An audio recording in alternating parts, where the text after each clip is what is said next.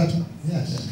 5 years ago, I went to Cape Town and started this charity in a school just outside Cape Town. 6 volunteers rather, helping about 20 children in one school.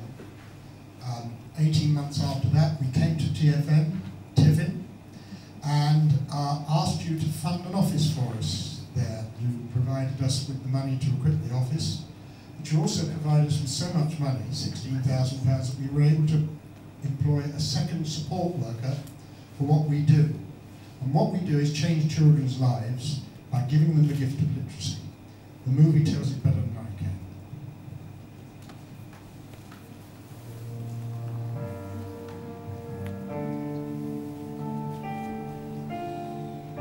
It is estimated that a quarter of the world's population is functionally illiterate.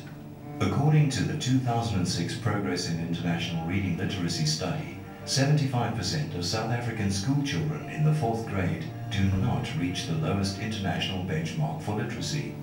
With most of the country's population growing up struggling to read, what kind of future can they expect? Help2read is a non-profit child literacy organisation founded in Cape Town.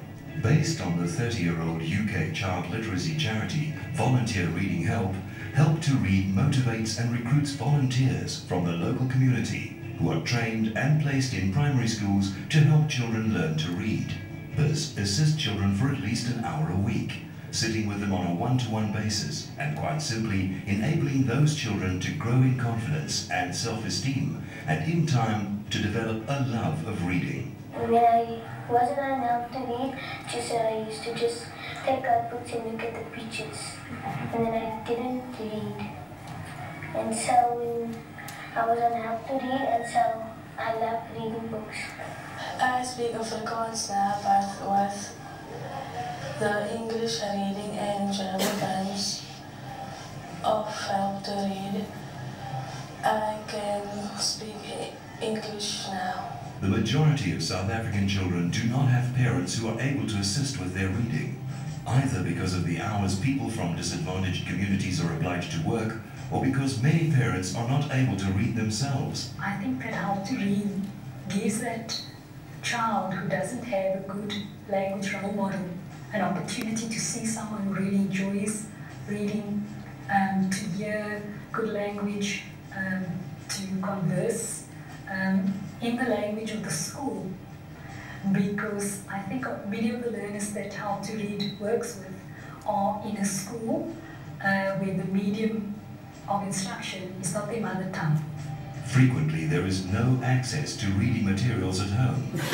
At primary schools, some teachers are faced with class sizes of up to 60 learners. Only half of schools have school libraries and adequate resources in terms of instructional materials. When it comes to the larger classes, our teachers are unable to cope with the amount of learners, especially when it comes to matters such as reading and literature and that type of thing. Obviously, with the Help2read program, where parents are involved, it helps them in this sense that it assisted the educators in the class, and then these parents will sit with the training that Help2read has offered them. And to them, the parents itself, it's a tremendous experience. To our children, it's something different too, because it's not the normal teacher in the class. Unable to read and unable to progress through the education system, it's only a matter of time before these children drop out of school. They never get to realize their potential. They never get the opportunity that so many of us so often take for granted. The scope for Help2read is massive. There are hundreds of thousands of children who, with the assistance and mentoring of a reading helper, will be empowered with a basic life skill that is going to improve their lives almost immeasurably. Help2read makes reading fun. Each volunteer is provided with a box of interesting and colourful books and games, quite different from books seen in the classroom. The volunteers' priceless long-term one-to-one care and support turns reading into play and allows the children to explore what interests them, helping them improve their lives forever. Help2read has donated books to the school, which we use in our sessions with the kids.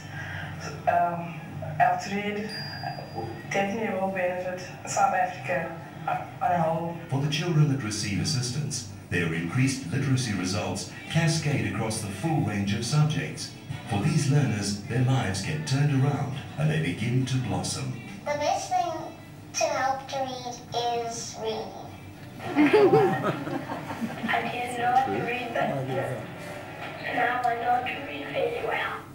The former Secretary General of the United Nations, Kofi Annan, referred to literacy as a bridge from misery to hope, a tool for daily life in modern society, a bulwark against poverty and a building block of development.